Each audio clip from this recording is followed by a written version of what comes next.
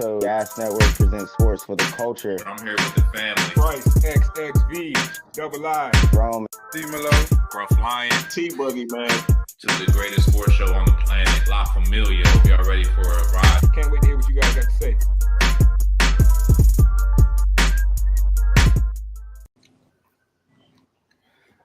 What up, people? What up? You guys know what it is. It's your favorite sports show. Gas presents sports for the culture. I'm your host tonight at Bryce XXV Double I. As always, I'm joined by the dream team. Bottom right, introduce yourself. I don't know whether I want to make fun of Nick or I can't wait to look at T's face next week when they lose to Green Bay. And then I'm talking to the host, the chump of them all, the commander lover. I don't know. I mean, I'm a chump myself because I like the Giants. So it's a chump fest out of the four, three out of the four of us. Yeah. Well, we'll see. I think you're right, G. I think we're gonna have one more joining us next week, and I can't wait. Man. We'll all be on the couch together next week, and let him introduce himself. Top right. T-Buggy, man. I don't know what y'all talking about. I'm not joining no couch. Y'all know what it is with me, man. Wash your hands, wash your ass. I don't get all into that defeatist loser talk that come this same time of year from you guys. Y'all know what it is, man. My team, we just keep on trucking. And, you know what I'm saying? Go Niners. That's it. Yeah, go Niners. Good luck without your general manager, your director of college scouting over there. Good luck without that. Appreciate you guys for that, man. Had to shout out the Niners for my guy Adam Peters. Last but not least, top left, introduce yourself. What up, man? Scruff 3K. You feel me? T, you don't gotta join. You don't gotta join us on the couch because we're gonna be joining you on your couch, your infamous couch. Look like you got plenty of space over there. And you know what I mean? One time for the one time. Hey, free Big Dom, man. He's still not free. Shit ain't been right since that game, man. We should have had Big Dom calling up the offensive plays. I bet you he would have drawn up some shit better than Brian Johnson, bitch ass. Yo, for a second, I thought you was going to show us your titties. I was scared for the public. Yo, what the fuck? There's a freak fest in here. Holy shit. Holy moly. Hey, Oh, G, man. you's a wild boy. That's hilarious. No, you's a wild boy. My boy goes down south. See, this is what happens when you been in D.C. for too long, man. You start doing kinky shit around me, man. I don't know, man. Hey, but look, let's get into it, man. So Scruff decided to bring it up, first go around. Let's jump right into this game. This Eagles and Bucks, man. That was hell of a game played by the Buccaneers. Essentially shut out the Eagles offense. I feel like with games, there'd be a moment. There's always a moment. I feel like that marks the end of something and the beginning of something. You know what I'm saying? Like you could think back to a movie, you'd be like, oh yeah, that was the moment. Or you think back to a boxing match, you'd be like, oh yeah, I remember that third round. I knew that was the moment that dude was gonna win. I feel like I saw the moment that the Eagles' current collection of, I guess we'll call it you can't really call it dynasty, but what could you call it? Like, I don't know, the current Eagles roster. You know what I'm saying? I saw that die when they got rejected on that tush push, bro. I feel like I just saw that whole empire crumble, bro. It was kind of hilarious stuff because they run this play, man, all season. No one can stop it, and they get to the playoffs when they need it. They feeling real good. They just got them to jump off sides. They getting cocky with it. Yeah, go for two, and just didn't get it. So what was the moment in that game? I want to hear the one for the rest, for the Cowboys game as well. What was the moment or the thing that stood out to you in that game where you knew the Eagles were overmatched? And Scruff, since it's your team, I'm gonna start with you. Well, I mean, yeah, if I'm being honest, it wasn't in this game. I knew a couple weeks ago when shit was starting to go downhill. I'll give you the moment in this game, and I'll give you the moment several weeks ago when shit started to go downhill. And the first one was, I agree with you. I think it was the tush push, fourth down call. You feel me? I was talking to G about it on the phone. Wait. You talking about the fourth down touch pusher? I'm talking about the one on the 2 fourth down on the no, it was a 2-point conversion. My bad. 2-point conversion. It was totally unnecessary.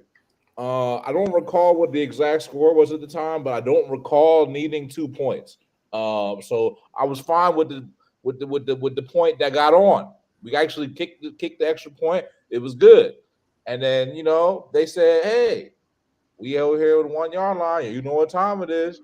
You know what I'm saying? And they ran that tush push, man. And we didn't need that. We didn't need that, bro. We gave up solid points in that situation. And then we got stopped, bro. So to me, that was like the ultimate like deflator because we didn't really have shit going. We starting to get shit going. And then we went with one thing that we knew, at least the coaching staff thought to be, this is the unstoppable play, guys. We're going to run the unstoppable play. And when the unstoppable play gets stopped and you're already struggling, oh, you done, bro. You done. Yeah, you're right, bro. Once the unstoppable, and you're, that's actually a good point, bro. Because when your unstoppable play gets stopped, it could. It's kind of demoralizing. You feel me?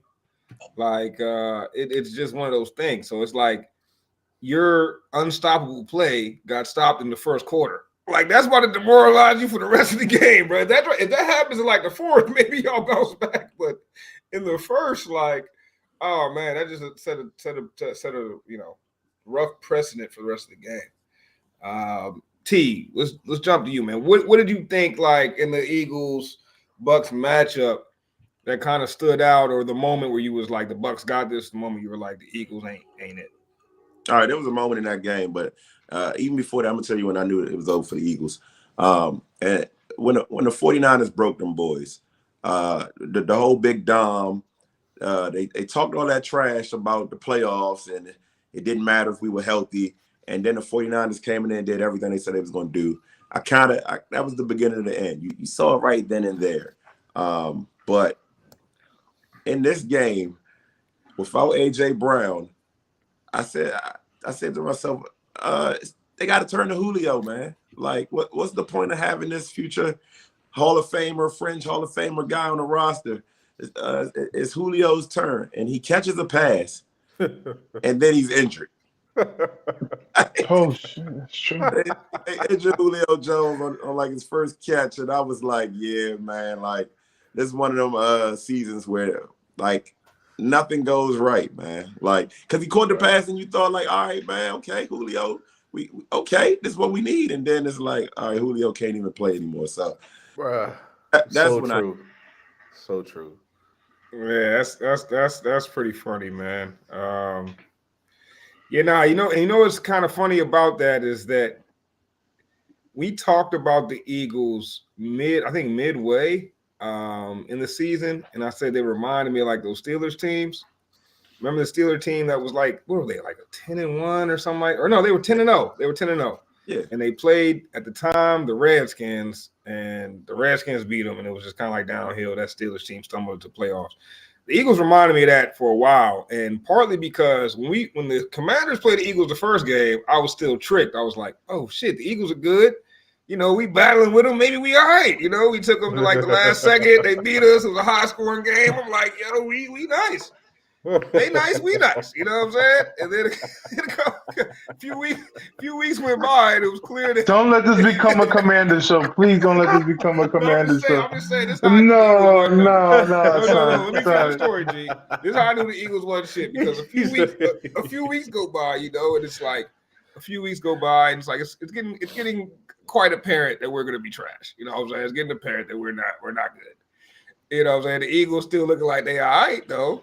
They're still winning games. And then we played them again, and it was the same type of game as the first one. And I'm like, hold up, bro. Ain't no way it's clear now that we trash and they got a good record, and we still playing them tough like this. Like, they must not really be it. But, G, what'd you think, man, when you was watching that Eagles-Bucks game? What stood out, bro? The defense, man. I mean, the secondary played so horrible. They weren't tackling. And when they tried to tackle, it was just like, okay, he's supposed to fall. Like, it felt like it was flag football back there. Like, it looked very subpar defensive play in my opinion. That's the one thing I got off of the game the most. And then like it goes to show that I know a lot of Eagles fans right now want to blame the coaching staff, but I think I got to blame the GM because of this loss. They went into the playoffs knowing ahead of time what that roster was, and they had enough chance to make something work, to pick up on running back. Because we all know the one thing we all know about Swift is he's not a big back, and this also partakes with the Dallas offense. They need a big back. And when it comes to postseason play, you always want a big, stocky back, someone that can run through the middle, whether just to open up the pass plays, just to get something going. When you got nothing else going, you can always rely on your running back, and that's the one thing that Dallas and the Eagles didn't do. The one thing that made the Eagles so formidable last year is that they had a running game. They had a two little duo monster. Sanders a little bit, and then with Gainwell, but they had a little roster. And then not even just that, and you had Jalen Hurts running. So that's three. It's three offensive players that could run the ball when needed. And this game, and when it came down to the Eagles, it's just like you gotta blame the GM. You knew what you were coming to the playoffs, and you didn't change nothing. All you did is added a defensive player because of the waivers. But besides that, you didn't do nothing to the offense. You didn't boost it, knowing that we look. If you could tell when he played against the Commander, imagine what the GM said to himself, like, "We really that good to play?" No, I that's a don't good agree. point. That's a good I don't point. agree with you though, G. I don't agree. I agree with your sentiment. Maybe the GM could have did better filling up that defense, but Not even just the I defense, don't but think your offense. How I don't we agree with fuck you you. guys? Because you knew coming into this year that team wasn't good enough to win a Super Bowl. So why not make it better? You try to substitute Sanders for Swift, but Swift wasn't that much of a better of an upgrade. Swift was hurt in Detroit. Look at Swift made the Detroit Pro now Bowl. Swift made the Pro Bowl this year. because of what? Because there's not that many good running backs. Didn't Sanders make the Okay. Pro Bowl with y'all? Nah. He damn sure Like ain't make the Pro Bowl this year. I think Sanders made the Pro Bowl like the year before. Yeah. Y'all got rid of a Pro Bowl to bring him. Y'all want to blame somebody. I'm gonna blame the coaching. I'm gonna blame the coaching for this reason, bro. I'm gonna give you a stat. The Eagles ran 690 screenplays this season. It accumulated a whopping negative 26 yards. That is an NFL single season low in yardage and screens. So why the fuck did we run so many of them shits, bro? Brian Johnson, bro, the play calling. I looked at the route tree yesterday for Devontae Smith. All these little cute little routes on the outside that were going about 7 yards. Like, what we doing? What we doing here? No working the middle of the field. I look there and there's so many screenshots I've seen on the internet where there's three receivers bunched up on one side and there's nobody in the middle of the field. Like, what are we doing, bro? Like, the scheming is crazy, and the defense was atrocious, and mostly because I was watching the replay from Ray Lewis on the Manning cam, and he said these guys don't understand the angles. These guys is they not hitting their angles, and whose fault is that, bro? It's the coach's fault. It's the coach's fault, bro. And you can't switch your coordinator in the middle of the season. You go from Sean Desai to Matt Patricia in the middle of the season, and these guys out here, they just every man for himself, bro. There's no cohesion, there's no angles, there's no nothing. These guys out here bullshitting, bro. And then on top of that, you add to what G said about the personnel. You lose a safety. Let's talk about CJ Gardner-Johnson. He's a great player for us last season. You don't pay him. And then you go and get a guy like Kevin Byard, who's expired toast that's not even soft no more. You know what I'm saying? You can't put that shit in the toaster no more. That shit got mold on the corner. But you talking about some, we could make it work. Nah, man. There's a lot of holes on that defense, bro. We haven't addressed the linebacker position since Jeremiah Trotter played in the league. You feel me? We got 18 defensive linemen to rotate. But none of them motherfuckers can. No one can make a tackle past that. Once you get past that front four, we done. We done. Hey man, listen, bro. That front four ain't even nothing for real. I was looking at Jalen Carter and what's that other big boy Jordan Davis. The boys looking lazy. Jordan Davis, man, I don't know, bro. Jordan Davis be looking gassed, bro. The boys looking lazy, dog. But I do have a question though. Let's show the Bucks some love because they came out, they was on their game, bro. And you gotta give them respect for that. Not really. I think you do. And like I know people probably not giving them a chance, but I think they got the best draw that they could have gotten in the NFC with the Lions. And I kind of like that matchup. If I'm a Bucks fan, bro. Like I like. No, you don't. No, Why not? I don't like Mike Evans going against the Lions secondary. No, because I do. I just watch. I love it. I just watched Mike Evans drop a bunch of passes last game. Like it's not man, he had a rough game, bro. I mean, I also watched Mike Evans basically just seal himself as a Hall of Famer with 10 straight 1,000-yard seasons. Like this dude is. He had a bad game though. He did have a bad game. Facts, bro. It's not like Tampa went in there and took the heart out of Philly. Philly just went out. They stopped him on the tush push, bro. Come on, bro. They stopped him before. You know what I'm saying? That wasn't their first There was a time. lot of plays that they could have got off that they didn't. Bro, Philly. No, that tush push was the end of the game, bro. When they stopped him on that tush push, the game was over after that. I'm gonna tell you. No, it wasn't. It just the Eagles came back with the Eagles gave up in the second half. Worse than that because of coaching. That team played uninspired football. And when you start talking about uninspired, that's a top to bottom culture issue. Like they didn't come out there ready for war, bro. They came out there almost like if something doesn't go our way, here we go again, we're going to lose. Bro, that starts at the top, man. That starts absolutely at the top. That's on Sirianni and everybody else that didn't wear pads. And that trickles down to the guys that do wear pads because they're pros. They all know angles. They all know how to tackle. So when you're not tackling, that's uninspired. That's a defense that doesn't believe the offense can go get the ball and score. That's an offense that doesn't believe the defense is going to get a stop. Like nothing tied together. There's no cohesion. The D-line didn't work with the secondary. The running game didn't work with the passing game. It was an all-over fail, and I'm not putting that on players because it's not on players to organize themselves. That's on coaching, man.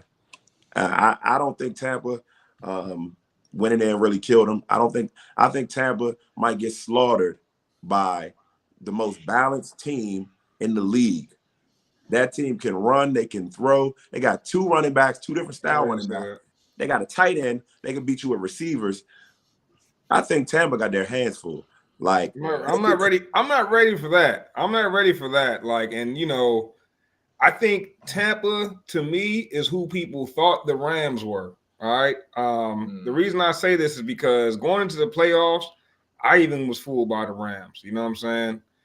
They came out and showed they wasn't really it. But you know what fooled people about the Rams is people felt like, damn, they just did it. You know what I'm saying? They just did it, though. When you start thinking like they just did it a couple years ago, they got the pieces, right? But guess who else just did it a few years ago, too?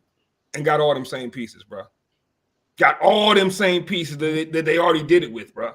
Like, don't get me wrong. Brady is Brady, right?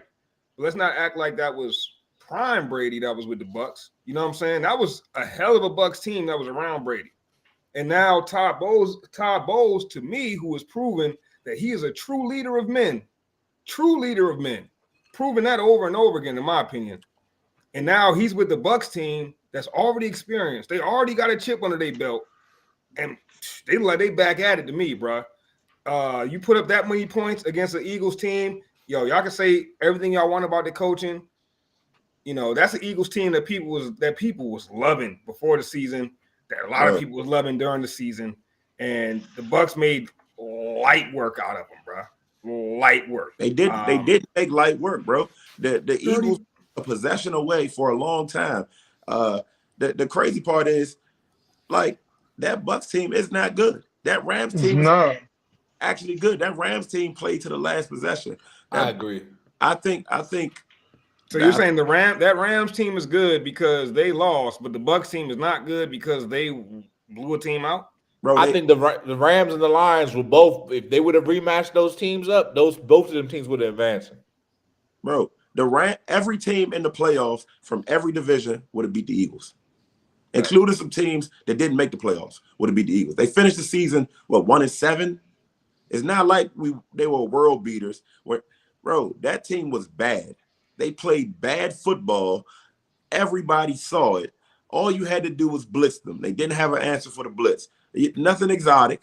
You didn't have to sneak a guy off the corner. Just send more than they was blocking, and they had no answer. Nothing magical about that. The Bucs didn't do anything. Yeah, but when I'm sending,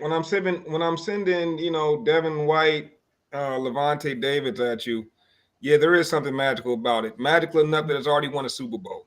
And yeah, y'all keep sleeping on the Bucs.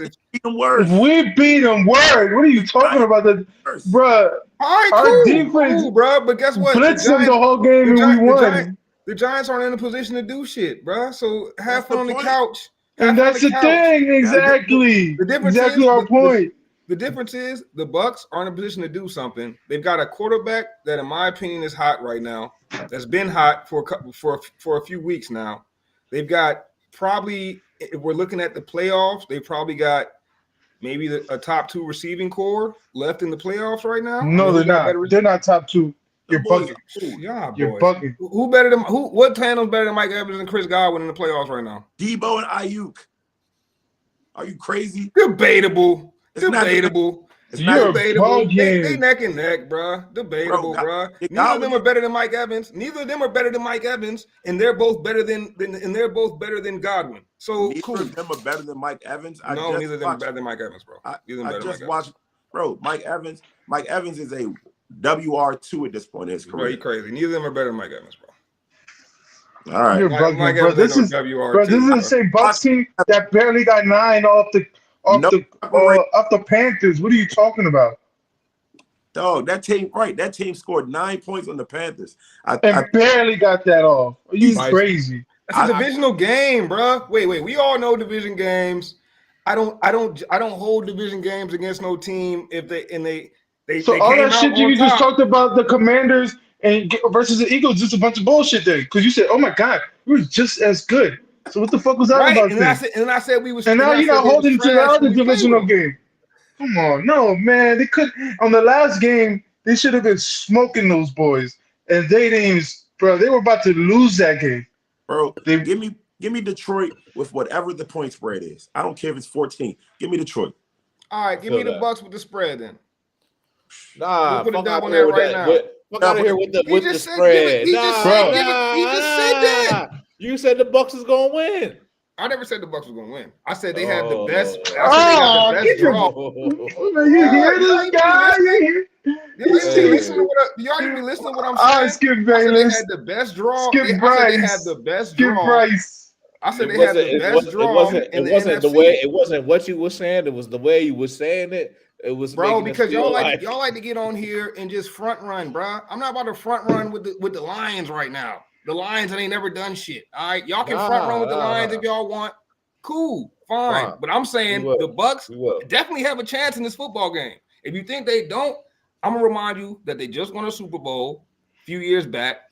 They got who has the quarterback? They basically got the same squad. They basically got the same squad. Who is their defense? What was that defense ranked when they won the Super Bowl? Yeah, but that defense couldn't do nothing with Jameis. That defense was still third. That defense still couldn't win with Jameis at the helm. Come on now, quarterback matters, bro. Quarterback matters, and let's not put this. That was before Brady. Exactly my point. What does Jameis have to do with anything I'm talking about, bro? No. Look how that team played when they had a subpar quarterback and someone like Jameis, and when they got an elite quarterback, somebody like Tom Brady, that team excelled crazily and won a Super Bowl. Now you got somebody like Baker Mayfield. He's not an elite quarterback. You could literally put him right around the same category as Jameis. He's only this much better than Jameis. Ain't nothing crazy. Come on now, bro. We'll see. Like I said, Jared Goff went to a Super Bowl. Hey, Jared Goff went to a Super Bowl. If you want that dub, so what does that say about Baker? That means he got a shot. If you want a dub, Baker ain't got no shot. Hey, T, if you want a dub, and the spread is at 6.5. I'll take it right now. 6.5. I'll take it 6.5. You take it at 6.5. 6.5. I'll Six. take it right now. Yeah. Six. That's a crazy spread. I love This that. is 6.5. 7 points basically. Y'all They crazy. got it won by though. 7. I'll tell you what though, I'm gonna allude. We're talking about the Eagles and the Bucks, and that led you into your little, but you feeling good about the Bucks segment.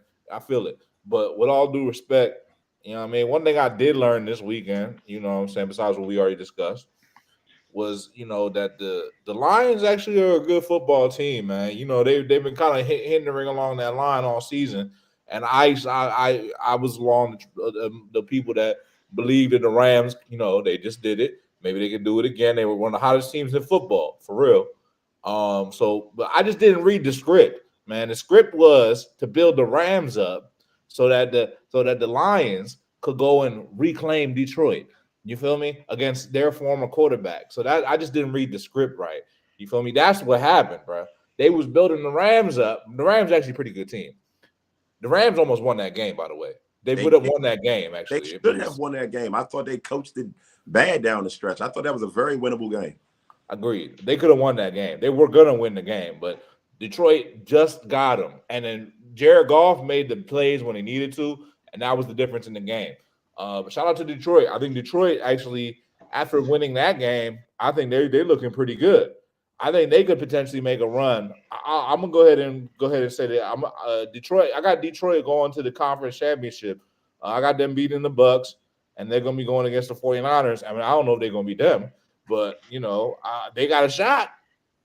Bro, I don't want to play Detroit. I don't want to play any team that is balanced. Any team that can hand the ball off for 5 yards or throw the ball for 7 to 8 yards. Like I'm hoping the upset happens. If I lose that dub, even better, because we'll blow the Buccaneers out. But I think Detroit is like any other team that is playing good right now. The Ravens, the Chiefs, like guys that can actually run the ball on offense and pass the ball. Like that's going to be a tough out, man. Detroit actually has an O-line too. I can't see a way the Bucks get past them. Yeah, I'm with you. I think Detroit got a good. I think Detroit they're a good story, man, and they're a good story to get behind. And a part of me wants to get behind that good story, but I just can't. I can't buy it, bro. First off, I can't buy Jared Goff as I can't buy Jared Goff, bro. The same way Sean McVay couldn't buy Jared Goff and shipped him up out of there. I'm with you, McVay. Also, I feel like the offense, if you shut down David Montgomery, I have questions about that offense, bro. If you shut down their power run game, don't get me wrong, I'm a big Jahmyr Gibbs fan, but when it was just him without David Montgomery, it was real questionable to me. I feel like if you're able to stop their power run game and turn Goff into a passer, I feel like you got a good shot at winning that football game. Can you stop that run game and leave Amon-Ra St. Brown one-on-one? Like, do you have to load the box to stop it? Because if you leave that guy one-on-one, and I feel like if I'm the Bucks, if I'm the Bucks, I mean, I like my number one guy. You know what I'm saying? Dean is no game, bro. He's nothing to play with, bro. So if I'm the Bucks, I'm like, okay, at least I got one guy that can match. Who else on the Lions is about to kill me, bro? I mean, Jameson Williams got wheels, but I'm like, Laporta could get me underneath, but I got one of the best linebackers in the game. I'm hoping I got two of the best coverage linebackers in the game in zone and man situations. Best linebackers in the game for the last 5-10 years now, and Levante David and Devin White. So I'm hoping that covers me on that. Like, I like this matchup for the Bucks. Now, I can't go as far as to say I think they're going to win the game, but I see this being a competitive football game, bro. I see the quarterbacks around even level. I see the defenses. I think it comes down to the weapons, bro. I think this game will end up coming down to the weapons. And, bro, them weapons to me is like almost a toss-up, dog. Like, bro, I really think you got to give up of the old wide receiver. Like, bro, when wide receivers hit a certain age, I know he got 1,000 yards, but I look, if he go crazy and go for 200 yards, I come on this thing and apologize, but I can't see it. I mean, it would So- only be the type of game he's been putting up all season. You know what I'm saying? He's So, been, guys, he's the been going last time crazy. these two guys played was in October of this year, and the score was 20 to 9. And who won that game? No, 20-6, Probably Detroit. and Detroit won.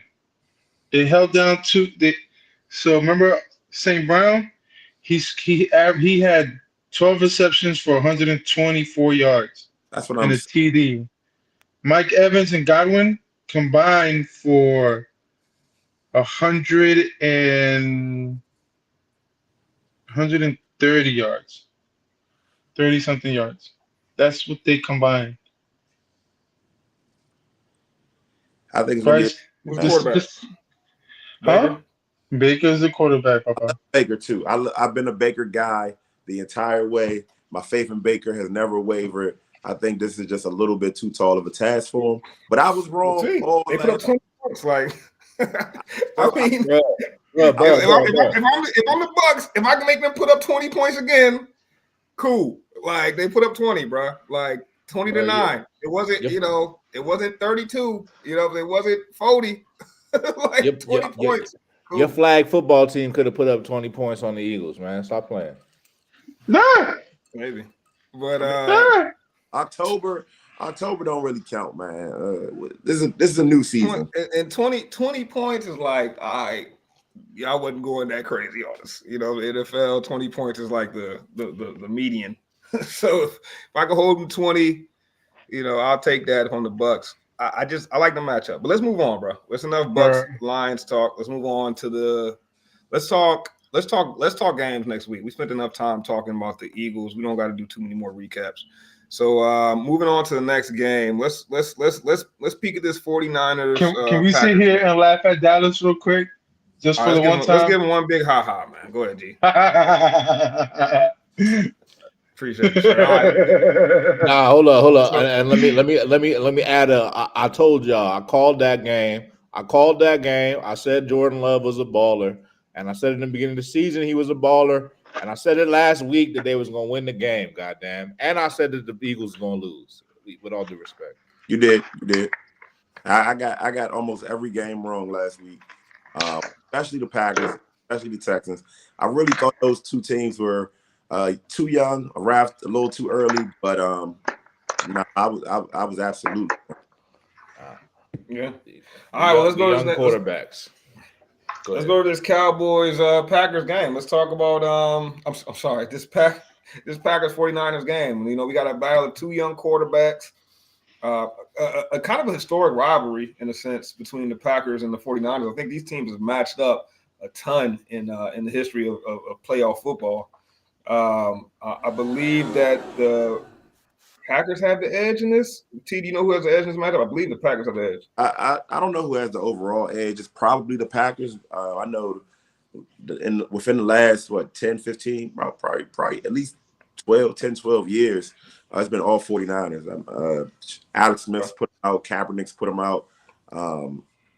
So Jimmy G's put them out. So I think it's probably time for Purdy now. All right. Well, we're gonna see if it's Purdy's time. We're gonna see if Jordan Love can lead the Packers to a victory. This is another one. I'm sorry. Go ahead, T. No, I was gonna say this game could get interesting. The Packers run a similar style offense, a little less motions, but a bunch of young guys that don't really have any fear. You know what I'm saying? They ain't been in the league long enough to fear the other team.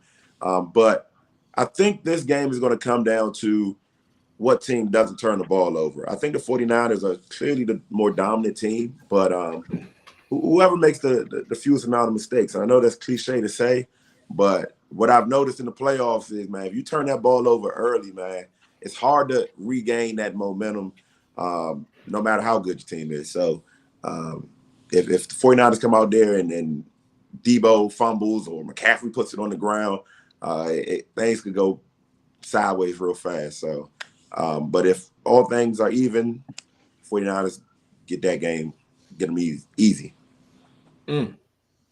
Yeah, I mean, that's easy. I don't know, man, because I feel like you made a good point earlier that a balanced team is what the 49ers don't want to see. And I feel like the Packers kind of represent that sort of balance. The same way I feel about Mike Evans as a receiver, I'm starting to feel about Aaron Jones as a running back.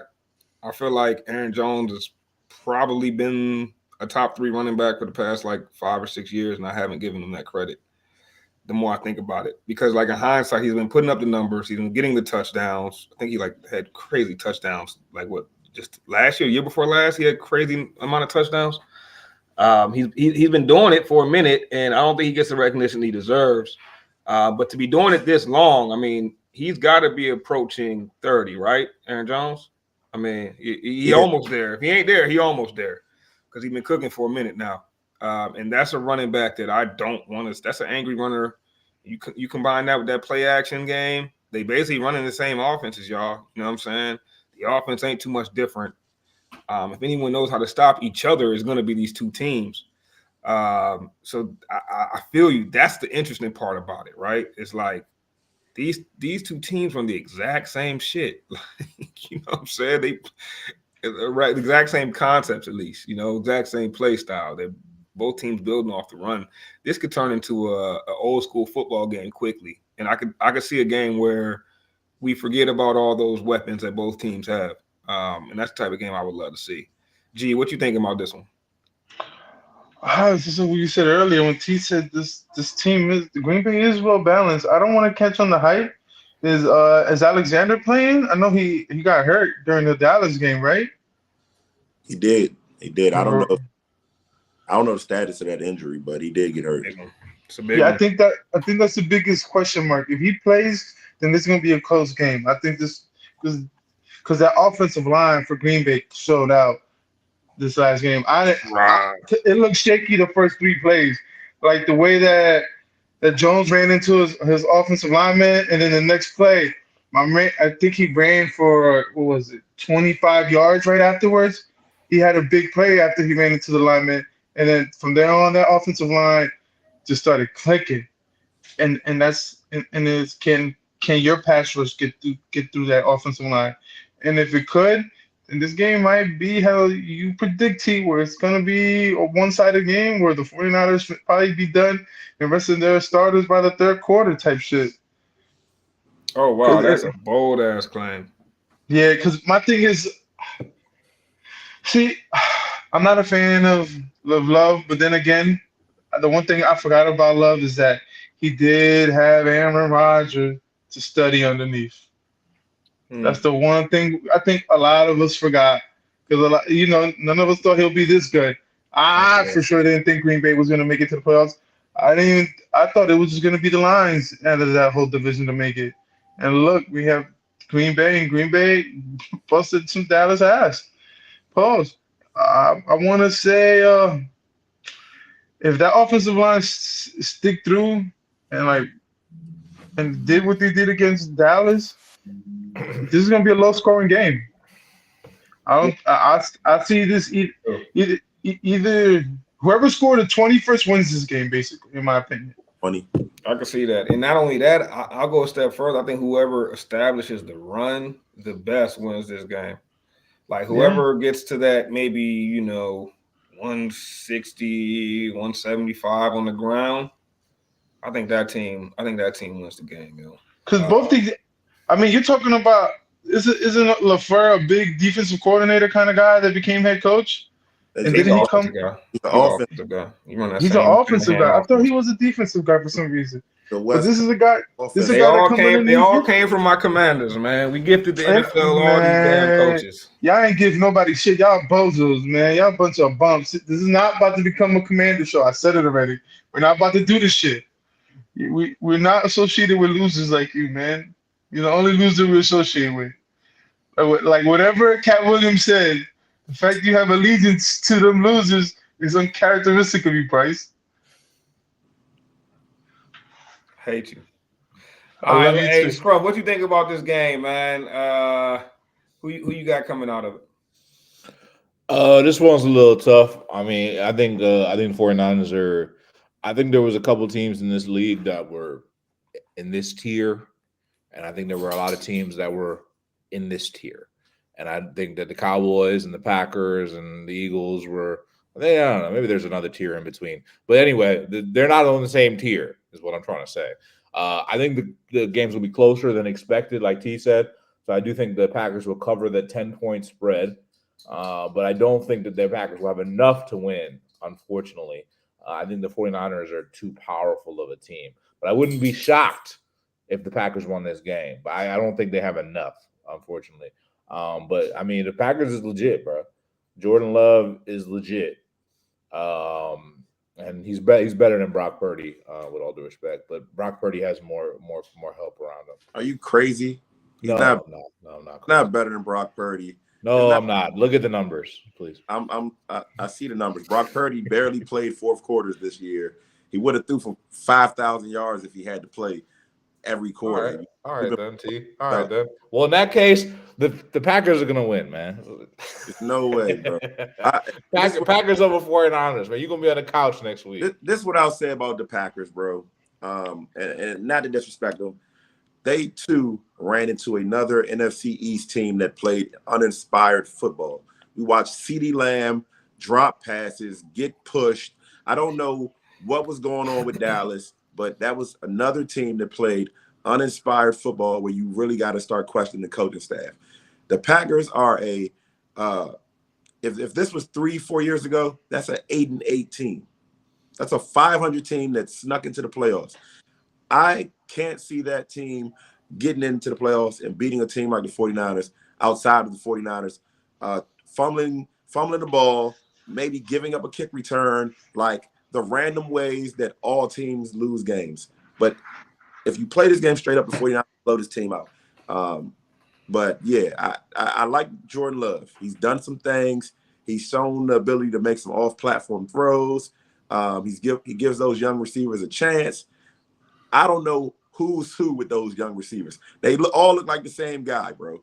They all play the same way. If they all had the same number, they would be the same guy. It's crazy. It's uncanny what they're doing on that offense. I like it, but it's different. Like you said, Scruff, there's tiers, and I don't think that team understands what they're walking into. And I don't think the 49ers are a team that's going to look past anybody at this point because they still haven't won that Super Bowl. So this is not the team that's going to knock off the 49ers. Yeah, I wouldn't be so sure, man. I mean, let's give credit to the Packers for building the team up the right way. They got a lot of first and second year players, youngest team in the NFL. They got 10 wins, and that's including a playoff game. Okay, but they got them down the stretch. Like they played it really well down the stretch. They're playing well at the right time. The 49ers is coming off a week rest. You know what I'm saying? Like, we'll see if they're going to come out firing. This is not Micah Parsons and a bunch of guys. Or it could be a bad thing. Bro, this Nick Bosa, Chase Young, Hargrave, and Armstead. Like, this is Fred. Yeah, I like the Niners in that game. It's the defense, bro. It's the defense, bro. The Niners defense is going to be it's definitely the defense. That's the difference. Jordan Love was out. Hey, bro, I don't know what the Cowboys were on, bro. Because Jordan Love was out there with zero resistance in that pocket. I mean, golly, bro. I mean, Micah Parsons, I'm looking for him like, where is he at? But see, that's what happens when you're the Cowboys and you build your defense purely on speed. You know what I mean? It's just speed only. Yeah, all right, we're going to bully these little speed guys. And that's what happened. Also, I don't think you can bully the Niners.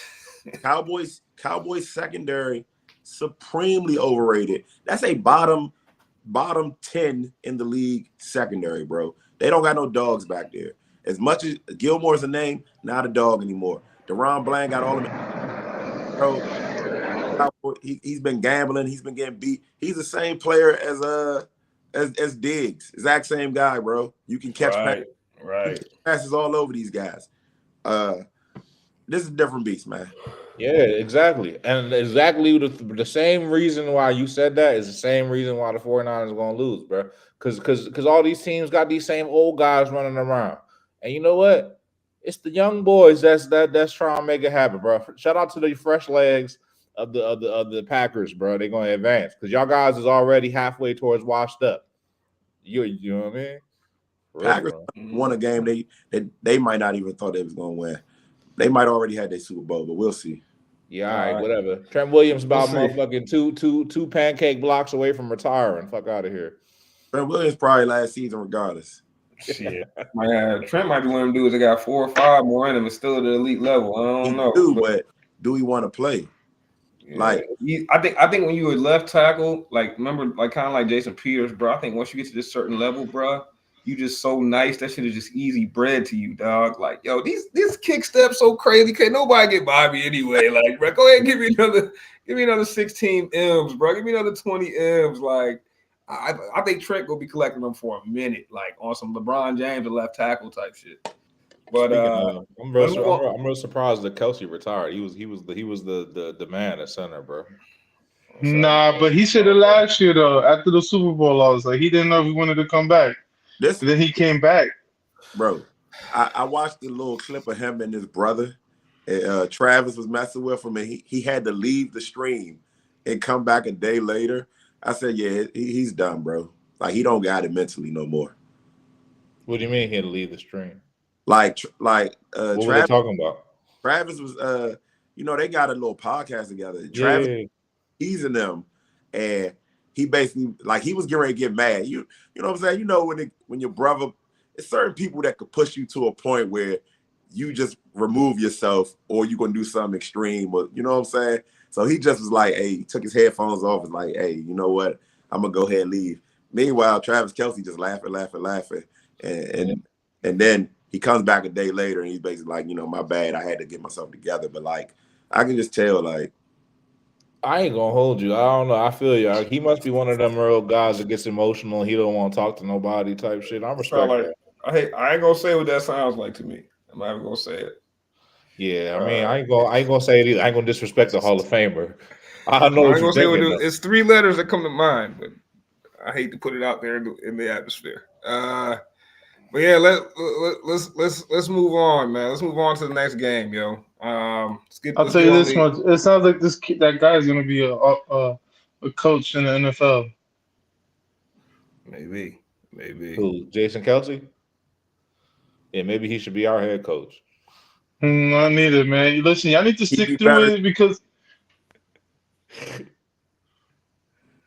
Hey, listen, Sean. What's the 49er head coach?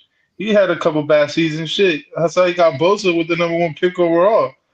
We had quarterback injuries. Hey, everybody go through some tough times though. Yeah, y'all won. Just remember that y'all won strip sack away from having Sam Darnold at center. So. All right, so hey, look, next game, yo. We got a game that we've all kind of been anticipating. Like, I don't know, this game gets anticipated almost every season now, right? The good old, I'm gonna start calling it the Winter Classic between the Chiefs and the Bills because it's just destined to happen. You know what I'm saying? Yo, but why is it a 6:30 game though? I don't know, man, but I'll take it. What you mean? That's prime time on a Sunday, B. No, prime time on a Sunday is 8 o'clock. Bro, I don't know about you, bro, but people that are living like with the 30 and above bracket, bro, 6:30 is prime time on Sunday. That's prime time. Yeah, bro, you bugging. 8:30 on Sunday might as well be 11:45, bro. That's yeah. I'll definitely take 6:30. Be in the bed at a decent hour, still can see the whole game. I love that. Because 8:30 game on a Sunday, I might not see the end of that shit for real. And I like that the one game's at 3 and the next one's at 6:30, so those games might kind of run into each other a little bit. You be flipping for that last quarter. I love doing that. But all right, let's get into it, man. Chiefs, Bills. Damn, man. I feel like, y'all been doing this. Y'all, I don't know if it's stick. I don't know if it's like just a running thing y'all got, but y'all been shitting on Josh Allen all season. And I venture to say it's been every single one. You're a fucker. Bro, I really believe in my. I'm trying to make sure I'm not remembering it correctly, but I feel like it's been every single one of y'all. At every stop y'all get, y'all be shitting on my guy. And like my man Brooks says, bro, he's an arsonist and the firefighter, bro. Yes. Not set the fire and then put it out and be the hero. That's true, but recently, you know what I'm saying? Recently, he's been doing that. Last game, he didn't. Yeah, last game he was in his bag, bro. And you get that Josh Allen, especially that Josh Allen. That's like, I'm gonna run the ball, bro. Because when Josh Allen run the ball, bro, you're not really messing with Josh Allen, bro. But Josh Allen got lucky, bro. He's one TJ quarterback I Watt wish wasn't ran it there. more, dog. Like, bro, Josh Allen, run the ball. That's your key to a victory, bro. You already got the cannon. You're going over 3. But if you run for 95 yards, 80 yards to 95 a game, bro, nobody's beating y'all, dog. Except the Chiefs. And that's who they have to play, unfortunately. Who do y'all see winning this game? Chiefs, Bills. Scrub, we starting with you. I mean, I think you know the answer to this question, Bryce. But I'm gonna entertain you just because. I mean, it's a shootout between, you know what I'm saying, 2 really good quarterbacks, right? Now, we thought that the Miami Dolphins game would be a matchup, but that was really just, you know, that was like character development, you know what I'm saying, in the script. So they had to build it up. You know, Tyreek Hill against the squad. You know what I mean? I mean, I ain't gonna hold you, bro. This is another one of those, you know, late games for the middle aged folks. Man, so after I seen Tyreek Hill score that touchdown, I went to bed, and I'm like, there ain't shit about going on the rest of this game. And sure enough, that was the last time that they scored that game. So I was like, I ain't missed a goddamn thing, bro. I already knew what was gonna happen, and I feel the same thing is gonna happen this game. The Bills are gonna come out hot. The Chiefs are going to come out a little slow. It's going to kind of even out eventually. At some point, Josh Allen's going to cough the ball up to the other side. You know what I'm saying? And then the Chiefs, when it come down to it, they're going to make enough plays. The question is just how much. And that's the only important question here. Chiefs are plus 2.5. I say you take that 2.5 and you ride it all the way home, bro. As a matter of fact, you want to be safe, take the 3.5 and you ride that home, bro. They're gonna win. Chiefs are gonna win. Might as well take the points too, bro. Why not? Just in case. Because if they don't win, they ain't gonna win. If the Bills win, they ain't gonna win by much. But I do think the Chiefs gonna win. Chiefs gonna handle business, bro. Chiefs gonna move on to the next round because they're just a better football team, bro. Bill is going to end in this. I'll tell you 3 things that are going to happen in that game. 1, they're going to pan it to Taylor Swift. 2, Josh Allen's going to throw an interception. 3, Stephon Diggs is going to have a bitch fit on the sideline. That's it. Mark it on your calendars. Oh man, Scrub, that's hilarious. Damn, bro. Remember I had this thing about a year ago, and I was like, Pat Mahomes was 1A and Josh Allen was 1B. That was actually, I think, 2 years ago. But I was rolling with that for a minute. Then I told y'all I came to my senses and I realized that Pat was number 1. I'm gonna tell you this right now. All right, Josh Allen beats Patrick Mahomes on Sunday. He's reclaiming 1B status in my eyes, with the chance to lose 1B status to Lamar Jackson once he plays him. But I'm dead ass serious, bro. If Josh Allen beats Pat Mahomes, I think he's back on that 1B level. What I'm seeing is something different right now. And I think he's got a shot, bro. I think this is the weakest Chiefs team we've seen in years. Is this the weakest Chiefs team we've seen in years, or is as long as you got Pat Mahomes, that's all that matters? Definitely top to bottom, they aren't playing as strong as we've seen Chiefs teams play. But I don't hesitate to use the word weak. You know what I'm saying? I think this is a very capable football team. And I think, like Josh Allen, if Mahomes uses his legs, that there's an extra. I mean, we saw him. I mean, he put his head down there and split his helmet open to get some yards. You know what I'm saying? That's the type of stuff a team can rally behind, bro. Could the Bills win? Yes, but I try not to make a living betting against Tom Brady or Patrick Mahomes. So, Mahomes on that list of yours now? I remember you used to always say you don't bet against Brady. So now you added Mahomes to that list. Mahomes on that. My goodness, bro. Definitely. Mahomes don't even got that type of record, does he? No. Like Brady, guys, I get, but you guys remember on the list? Y'all remember when Mahomes first came out and how he hated Patrick Mahomes? How he'd be like, he'll never go to Super Bowl. He'll never win one. He'd be lucky if he ever win 2. And there he goes. Patrick Mahomes wins 2. And all of a sudden he's jacking off son. One thing I'll say is after he won that one, he went completely on the opposite end of that tape. Yeah, I said he. I think my take was that he wouldn't catch Brady. He wasn't going to win 3, 4, 5, 6. Like, Yeah. That's 100% true. but yeah, I'm not betting against that, man. If he lose, he gonna lose with, you know what I'm saying, lose with my money. Because I'm not betting against. Facts. I tell you this. This past weekend, I didn't bet against him theoretically. I made a big parlay that included the Chiefs winning. Then I hedged my bet on a smaller one with the Dolphins. And then, when they won, I wasn't surprised. I'd say this much: this game is gonna break down to whose defense shows up at clutch moment. But right now, the Bills' defense is a little sus. A bunch of injuries in that defense, even after the Steelers game, which linebackers. I'd be surprised because I think Chris Jones is gonna have a hell of a game against Josh Allen. I'm gonna give you a stat right here, bro. Whoever has the most rushing yards between Cook and Pacheco wins the game. Yeah, I like that. I honestly, yeah. That'll probably hold true. I'll add this as another point for this game. Nobody's talking about how good the Chiefs' defense is, but I think the Chiefs are one of the better. Chris Jones and Snead and those two guys. You talking about individuals, with all due respect. I'm talking about the defensive unit as a whole. All right, and the coordinator. Shout out coordinator. You feel me? Only so many good. Me and T was saying, there's only so many good coordinators in the league. Steve Spagnuolo is one of them. Now that's a Giants legend right there. 1, 2. With all due respect, I'm gonna pull a Bryce and let you know that he came from the Eagles staff, bitch. No, the fuck he didn't. He ain't won shit with you bums. He won with us, baby. He won with us, baby. But why he ain't win with you bums? He did. R.I.P. Jim. No, Johnson. he didn't. He did.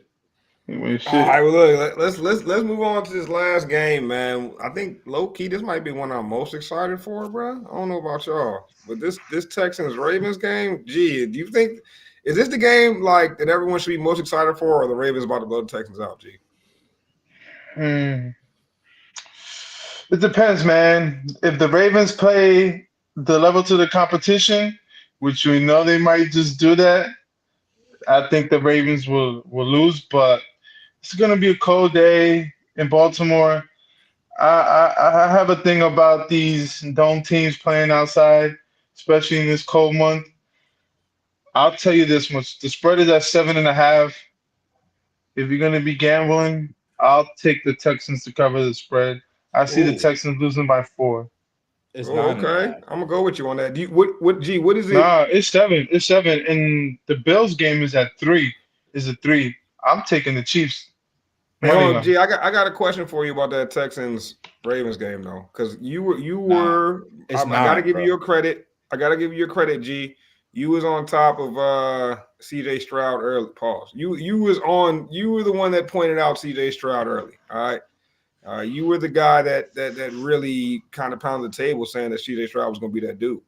So my question for you is, like, what does it mean if CJ Stroud does pull this win off against the Ravens and then heads to the AFC Championship? Like, what does that mean? Oh, Deshaun Watson, count your fucking days. And what we said about the Houston Texans, bro, this team is talk about what a fucking epic bounce back. How you go from Deshaun Watson to I told you guys on the show before, I had never believed in an Ohio State quarterback, never in my life. I didn't think Justin Fields was going to be that guy and his predecessors before that. But this kid right here, I fell in love with him for the simple fact that the Texans built around him before even drafting him. They got him Larry Tunsil, and Larry Tunsil played a hell of a game against the number one defense. I personally believe it's going to come down again to Larry Tunsil playing another hell of a game. And C.J. Stroud just slinging that shit because he was not scared. He was just throwing that shit. Pause. This whole conversation is wicked. But C.J. Stroud was he did his thing. He did his thing. My son wilded out. And for me, if he wins this game, then you gotta start looking at him how we looked at Patrick Mahomes when he went through his first playoff run.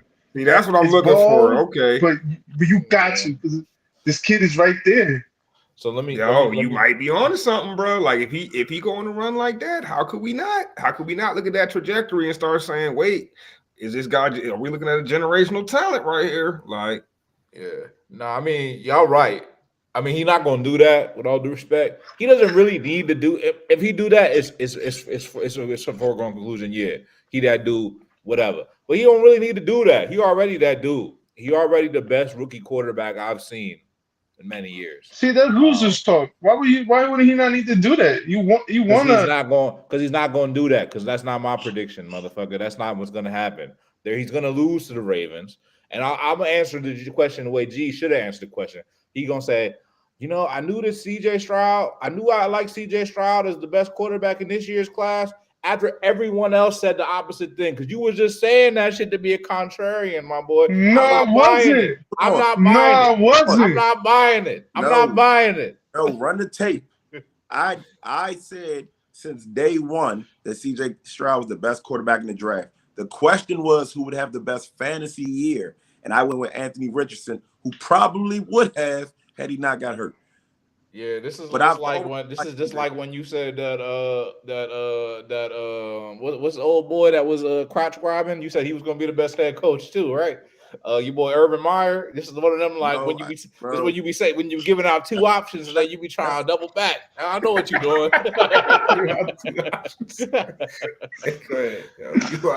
You are. Yo, I thought he was talking about Trump for a second. I'm like, you talking about Theo Trumpito? Theo Trumpito out here.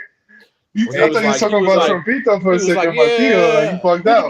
Who's the best coach this year's class? I don't know. He's like, I think I like Urban Meyer and also what's your boy?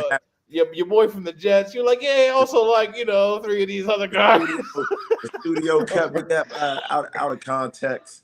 I never liked Urban Meyer, but if I had to, bro, I'm not even going. We ain't going back to that run the tape, bro. Tell them to go search through the archives, bro.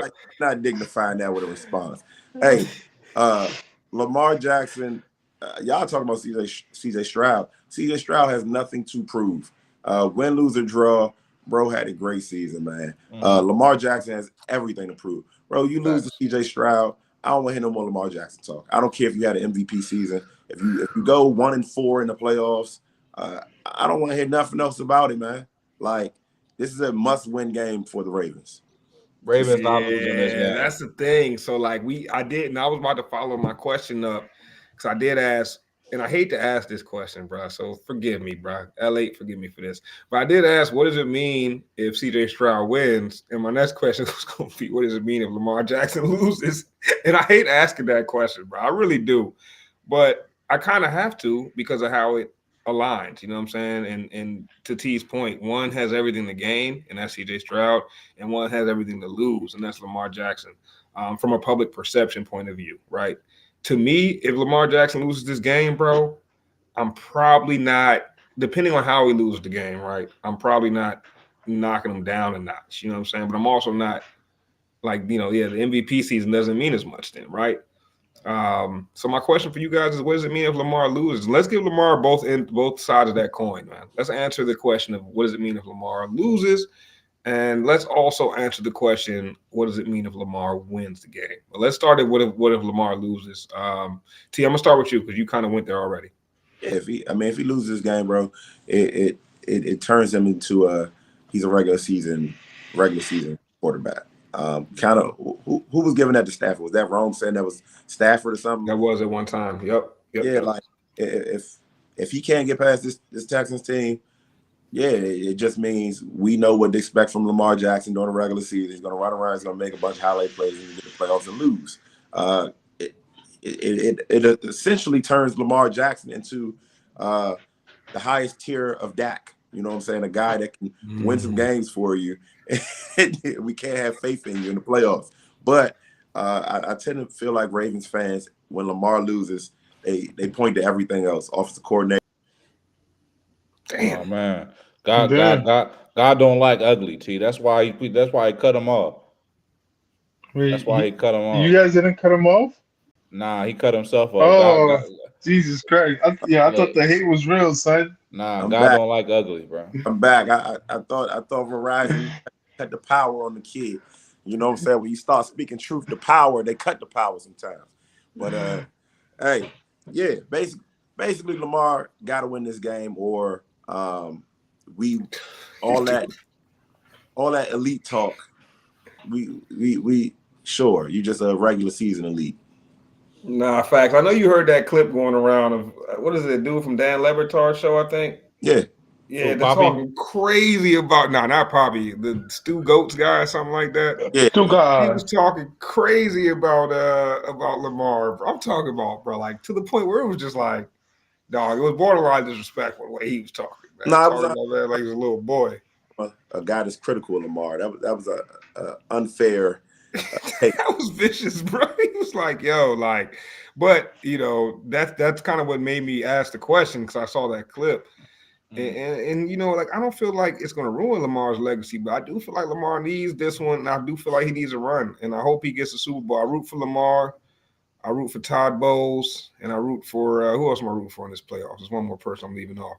But G, what do you think, man? You think Lamar Jackson losing this game? What does that mean? Is he guaranteed to win? He's not even going to have to worry about losing this game. Like, how you feeling? And you know, just give me your thoughts. If Lamar loses, right? Let's say the Ravens lose because Houston is so happy to have the ball last and they score with the last few seconds on the clock and they win like that. I can't really blame Lamar. But if the Ravens do lose this game, Lamar's about to have a new head coach, and it's via Bill Belichick. What? Because this is one of those things that you hear in the media. Every head coach is right now that has a contending team and that can't get over the hump. And now that Bill Belichick is out there, and Bill said it in his last interview, I'm okay with not having being a GM. He just wants to coach. You give him somebody like Lamar Jackson and that defense with his defensive mind, and don't worry about Josh McDaniels following him because he's gonna follow.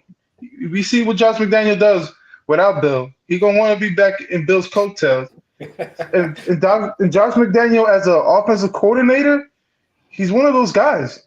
He's right there with Big Enemy, where he's just like, yo, these guys can't be head coaches, but offensive mind guys. Lamar Jackson, win or lose, Lamar Jackson ended up winning.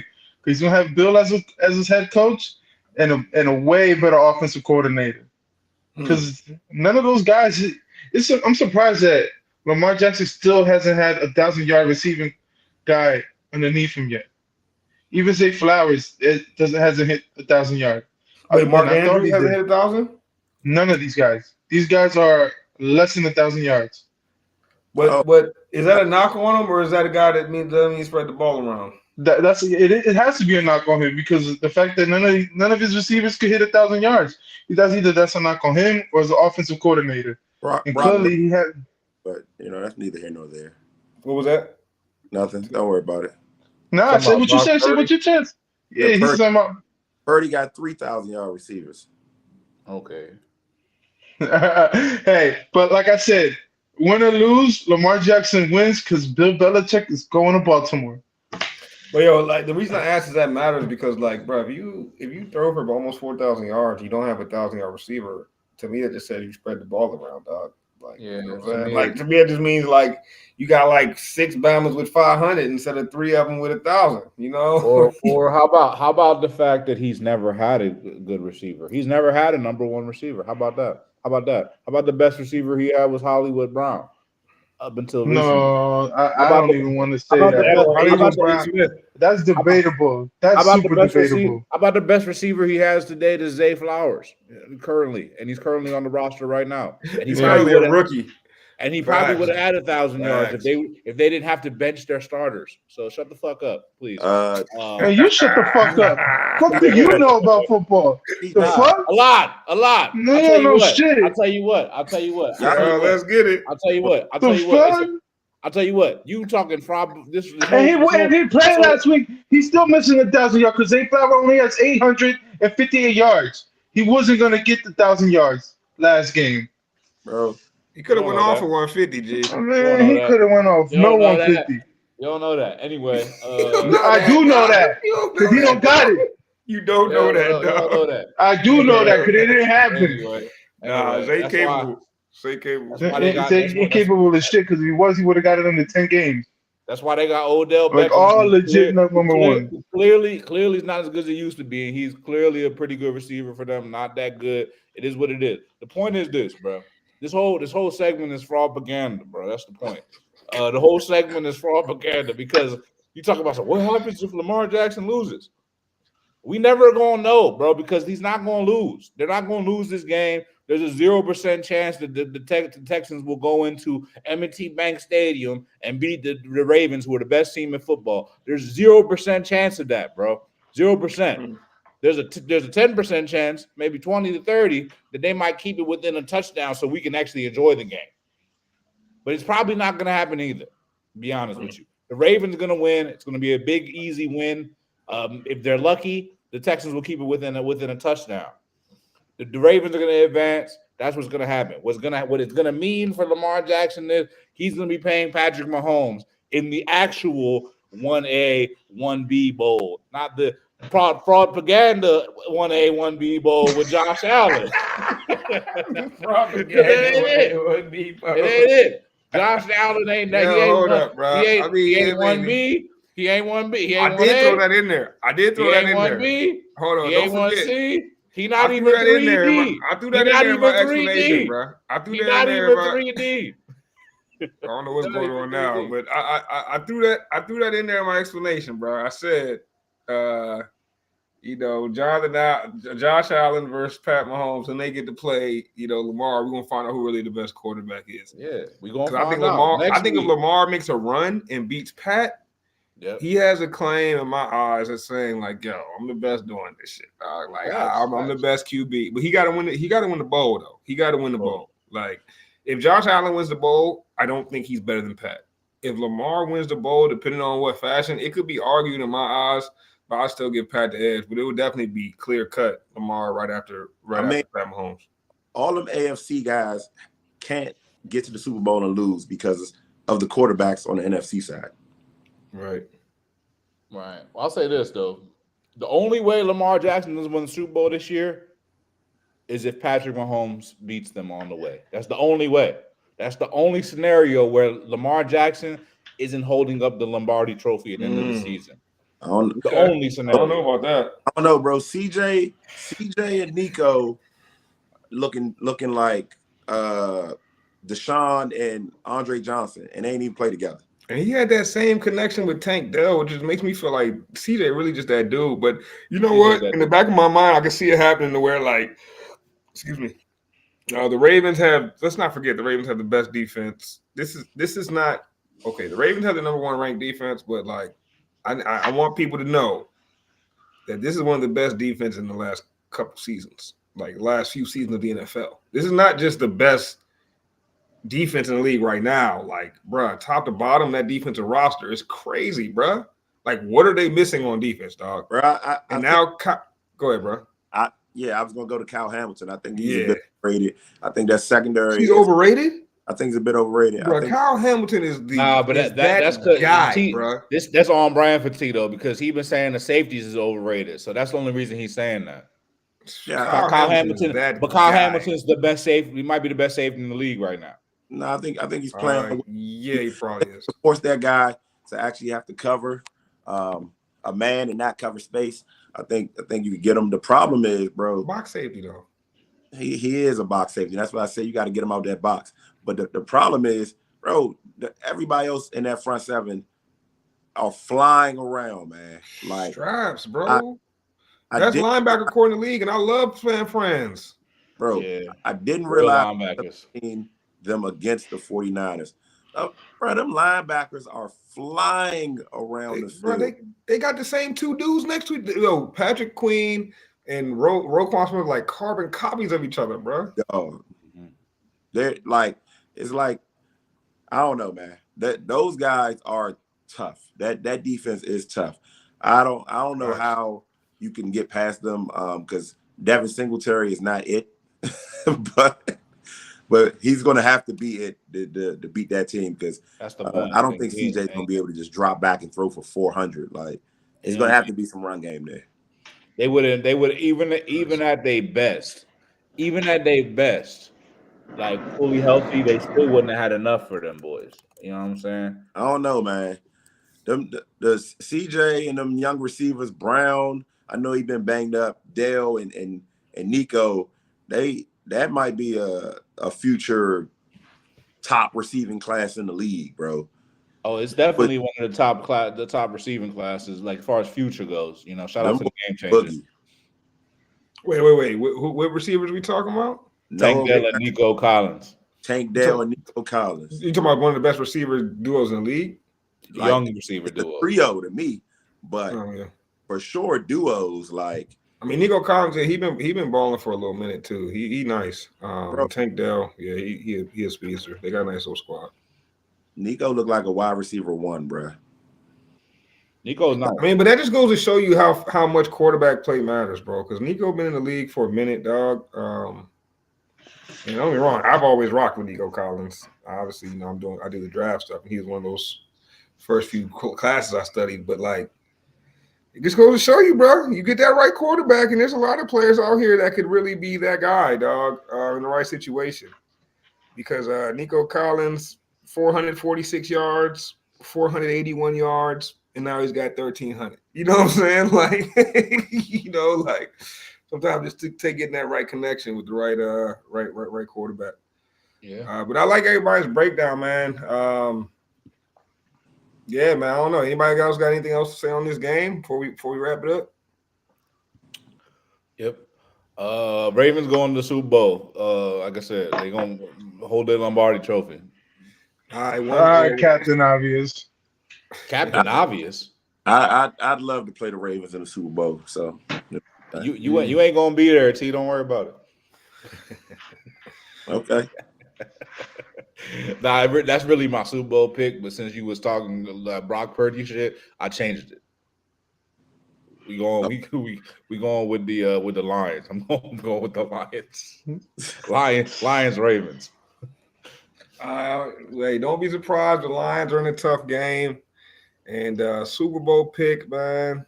Oof, I like the Ravens. It's hard to go against the Ravens, but damn, man, I do see the Ravens and the Niners on the crash course right now, dog. Like I do see them on the crash course. I don't see nobody else really handling them. No, give me Patrick Mahomes. Pat Mahomes is always the wild card, I guess. There's no wild card. It's Patrick Mahomes versus the 49ers. He didn't even say the Chiefs, just Patrick Mahomes versus the 49ers. That's all you need. You just need Patty Mahomes. All you need is Patty Mahomes. Everybody's kryptonite. All right, I'm excited for the weekend, fellas. And I'm surprised none of you guys compare the Josh Allen versus Patrick Mahomes as the Tom Brady versus Peyton Manning. No, because he's not Manning. Nah, I can't do that yet. I can't. Which for me, Manning just was just. Oh yeah, you're right. Because Manning at least won an MVP by now. I started to, and then I said no, bro. He's not Manning. Josh Allen is Cam Newton 2.0. Those teams definitely have a rivalry, though. Those teams have a nice, healthy rivalry going. And I love to see it. They keep playing each other. It keeps happening. I rock with it. You know, he's not Manning because he got a loudmouth receiver. He need a quiet receiver like Marvin is what he needs. He needs a real soft-spoken fella. They don't make receivers like Marvin no more, bro. Well, they do. Actually, as a matter of fact, they do. His name's Marvin Harrison Jr. Yeah, I don't know if any receiver like Marvin was, bro. Just quiet, chill, and still can go off. Nah, if you get a receiver that's nice. That man coming with an attitude, boy. That man coming with a whole attitude. Dog. Yeah, you think the Bears are really gonna draft him, man? I don't know. That's a conversation. I hope not. I know that's later conversation. That's an April conversation. Let's say that. All right, hey, well, good stuff tonight, fellas. I'm sure we'll be tuned in, man. Hey, I want everybody watching the show tonight to drop your predictions for the weekend's games in the comments. Help me build my parlay. I'd appreciate it. Y'all know how we do each and every show, fellas. Cry Eagle.